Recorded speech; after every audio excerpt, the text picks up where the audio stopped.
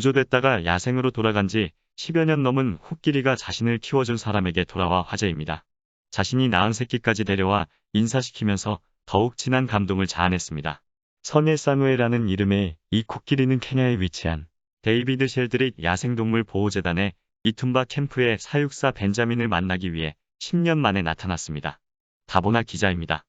지난 9월 1일 코끼리 구조 재활단체인 쉘드릭 와일드라이프 트러스트는 선예와 벤자민이 만나는 모습이 담긴 짧은 영상을 페이스북에 공유했다습니다. 공개된 영상 속에서 벤자민이 선예 앞에 앉자 선예는 벤자민의 손에 코를 갖다 대며 인사를 하고 간식을 받아 먹었습니다. 선예의 곁에는 녀석이 낳은 새끼 코끼리가 바짝 붙어 있었습니다. 트러스트는 50년 전에는 고아 코끼리를 우유에 의존해 키우는 것은 불가능하다고 여겨졌다라며 선예는 이 같은 상황이 가능하다는 증거다. 야생으로 돌아간 고아 코끼리도 새끼를 낳아 번창하고 가정을 꾸릴 수 있다고 설명했습니다. 선예는 약 20년 전 아프리카 야생에서 어미를 잃고 무리와 떨어진 채 홀로 발견됐었습니다. 이후 쉘드릭 와일드라이프 트러스트로 옮겨졌고 그곳에서 24시간 상주하며 코끼리들을 보살피며 건강과 행복을 책임지는 사육사 벤자민과 친해지게 됐었습니다.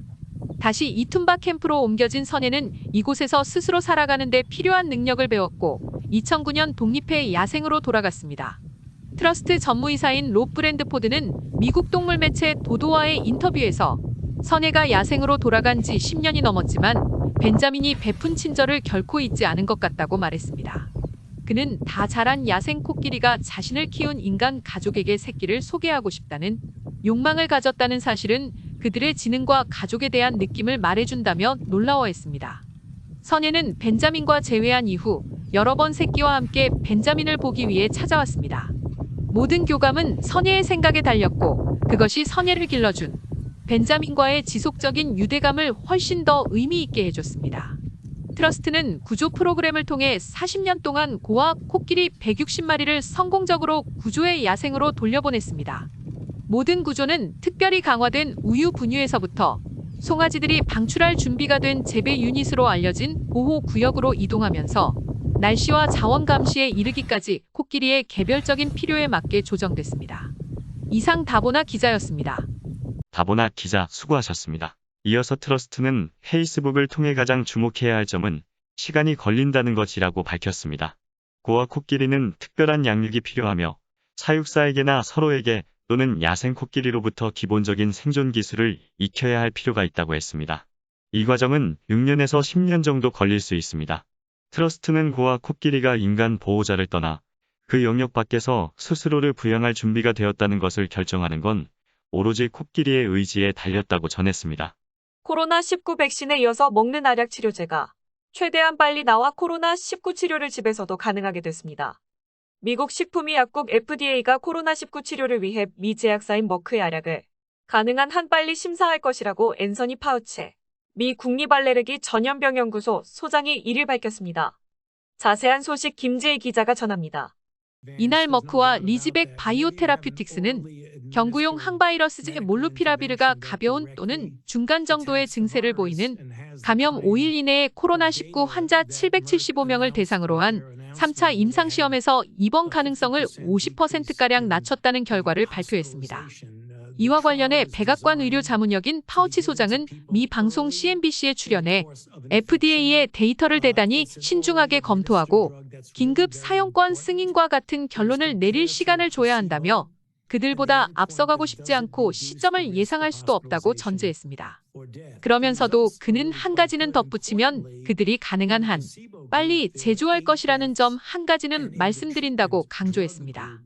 만약 FDA가 몰루피라비르를 긴급 사용 승인하면 코로나19 경구 치료제로는 첫 사례가 된다고 뉴욕타임스는 보도했으며 동매체는 머크 제약사는 연말까지 약 1천만 명분에 해당하는 양을 생산할 것이라고 예상했습니다.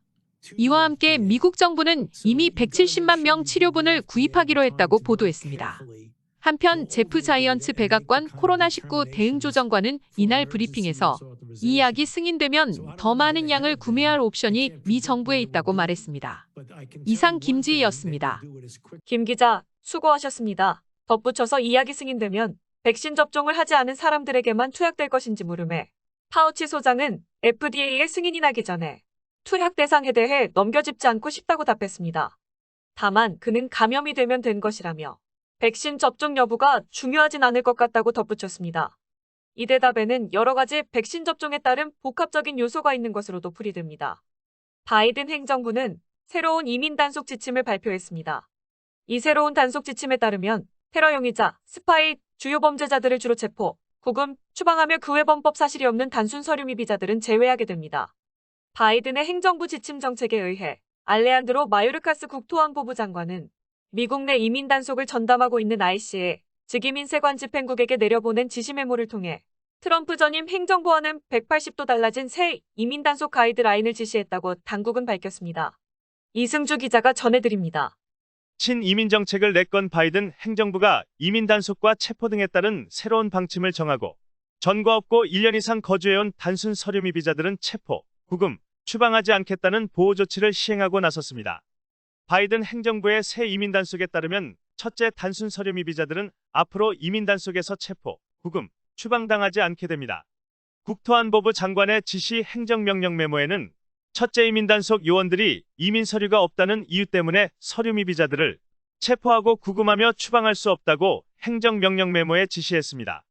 둘째, IC의 이민 단속에서는 대신 1,100만 서류 미비자들 중에 국가안보, 국경안보, 공공안전을 위협하는 불법 이민자들을 중점 단속해 체포, 구금하고 추방하라고 지시했습니다. 이 명령에는 안보 위협자들은 테러 용의자, 스파이 혐의자 등이며 공공안전 위협자들은 주요 범죄를 저지른 이민자들로 구분해놨습니다. 또한 1년 이상의 실형을 받는 중범죄자들은 물론 성범죄, 가정폭력 등 주요 범죄로 처벌받으면 우선 체포와 구금 그리고 추방 등 단속 대상에 포함됩니다.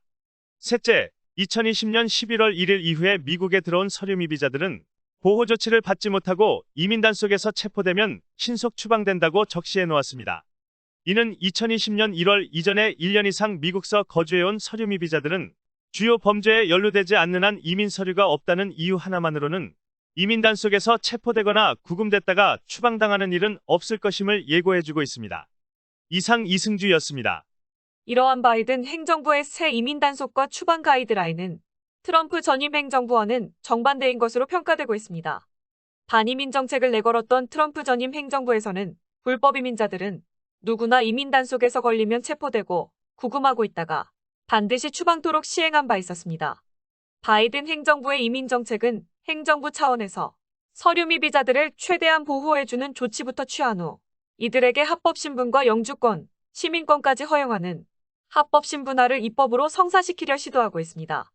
캘리포니아 주민들은 내년부터 자녀들을 학교에 보내려면 반드시 백신을 맞춰야 하는 의무를 지켜야 할 것 같습니다. 개빈 뉴섬 캘리포니아 주지사는 1일 미 식품의약국 FDA 정식 승인을 전제로 내년 7월부터 코로나19 백신을 홍역 볼거리 백신처럼 학교에 다니려면 의무적으로 맞아야 하는 백신 목록에 추가할 계획이라고 발표했습니다. 자세한 내용은 김미연 기자가 전합니다. 이 조치는 되면 수업에 참여하는 모든 공립 및 사립학교 학생들에게 적용됩니다. 중학생에서 고등학생부터 시작해 유치원과 초등학생으로 단계적으로 확대됩니다. 뉴섬 주지사는 트위터를 통해 우리 지역 학교들은 이미 홍역과 볼거리 등에 대해 백신 접종을 의무화하고 있다며 이번 조치는 우리의 아이들을 계속 안전하고 건강하게 하려는 것이라고 밝혔습니다. 또한 중고교에 근무하는 교직원들 또한 백신을 접종해야 하며 FDA가 12에서 15세 대상으로 한 백신 접종도 정식으로 승인하면 결국 모든 사람들이 백신을 맞아야 할 것이라고 설명했습니다. 그러면서 종교적 신념이니 건강상 이유로 백신을 맞지 않으려는 사람들은 주정부에 별도로 면제를 신청하도록 할 것이라고 덧붙였습니다. 앞서 지난 9일 조 바이든 행정부는 연방정부 공무원과 계약업체 근로자를 대상으로 백신 접종을 의무화하고 100인 이상 민간 기업에도 비슷한 조치를 검토하도록 했습니다. 그러나 미국 주정부 가운데 학생들을 대상으로 백신 접종 의무화 계획을 발표한 것은 캘리포니아가 처음입니다. 이상 김미연 기자였습니다. 이 계획이 발표되자 캘리포니아주를 지역구로 하는 민주당 소속 상원의원인 스코디너 의원은 의회는 강력한 예방접종법을 통과시킬 필요가 있다는 것을 지속해서 강조해왔다며 학교 내 코로나19와 싸우려는 주지사의 노력에 박수를 보냈습니다. 하원의원인 공화당 소속 케빈 킬리 의원은 유섬 주지사는 며칠 전 교도관들에 대해서는 그렇게 하지 않았지만 조금 전 학생들의 백신 접종은 의무화했다며 주 전체의 백신 접종률 확대에 더 효과적인 정책을 펴는 데는 실수했다고 지적했습니다. 이날 기준 캘리포니아의 12에서 17세 청소년 백신 1차 이상 접종률은 63.5%입니다. 이상 KMC 뉴스를 마칩니다.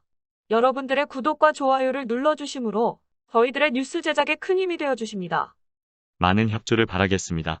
감사합니다. 안녕히 계십시오.